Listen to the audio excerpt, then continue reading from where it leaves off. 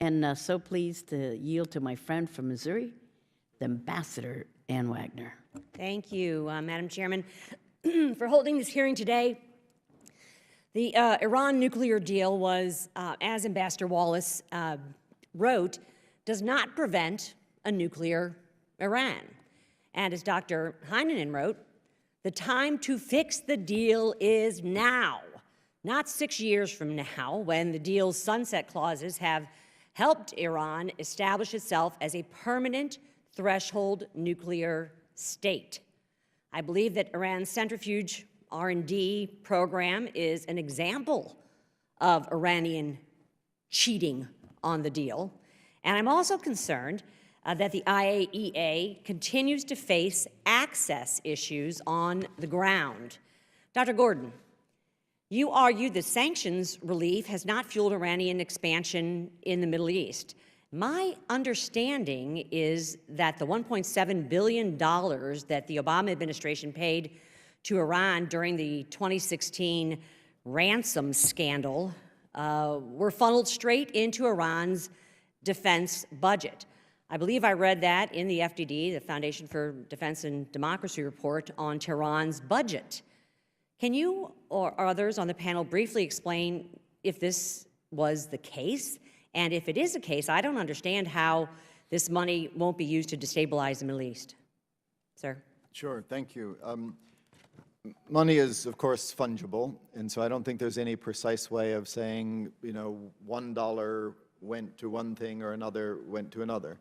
Clearly, if Iran is receiving money or having access to its frozen assets or able to sell oil, it gets more money and it can use it for nefarious purposes, which is a problem. I think everybody would agree that more fungible money for Iran to use for these purposes is a bad thing. I don't think, though, we can say there's some direct link to any particular asset that Iran has access to and its funding for these sorts of... It's still $1.7 billion that they've used. That is correct, and Iran has a budget of tens of billions of dollars. Thank you, Dr. Gordon. Dr. Heinonen, you drew attention to Iranian Foreign Minister Javad Zarif, his comment that Iran will emerge from the nuclear deal with a stronger nuclear program. But I didn't see any comment in your statement about your opinion on the administration's decision not to certify the nuclear agreement. I'm eager to hear your thoughts, especially in light of your study of the Iran regime's intentions. Sir. I didn't take any position to decertification. It's not in my domain. I'm looking at the implementation of JCPOA. Does it meet the requirements that it denies Iran's access to nuclear weapons in a short term and in the longer term? In a short term, we are slightly better off in terms of the verification, but there are still important loopholes which need to be fixed in order to make it solid. It doesn't mean that you need to throw the agreement away. There might be ways and means to do some complementary measures. But the issue is the long term. This is a very unique situation. We have here a country which has been in non-compliance with its safeguards agreements. IAEA has not even yet concluded that Iran is in compliance. Let's not forget about it.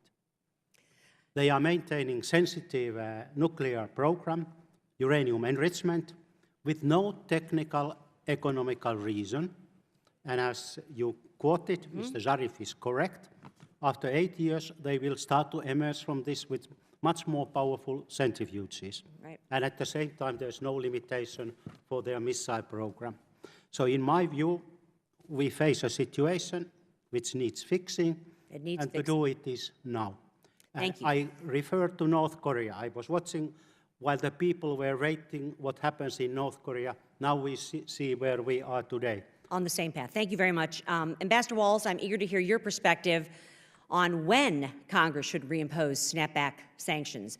Your written statement did encourage Congress to pass legislation that reaffirms congressional willingness to reimpose sanctions if the deal is not strengthened.